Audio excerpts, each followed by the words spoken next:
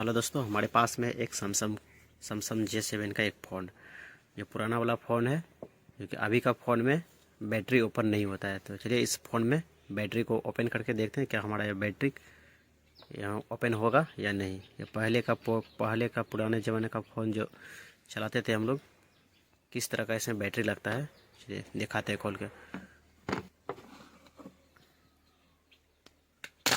तो यहाँ से हमारा इस फ़ोन को खुलता है, आप देख सकते हैं इस तरह का एक सैमसंग। तो वीवो, ओप्पो ऑल फ़ोन में अभी जो आता है, अभी बैटरी खोलने का ऑप्शन नहीं होता है। तो अच्छा है, कंपनी अच्छा सिक्योर दिया है ताकि बैटरी खोलेगा नहीं तो प्रॉब्लम होगा नहीं। देख लीजिए कुछ इस तरह से हमारा बैटरी खुलता है। ये डुप्लीकेट बैटरी है, इधर इसको रखते हैं साइड में। सैमसंग J7 का दोस्तों फ़ोन है।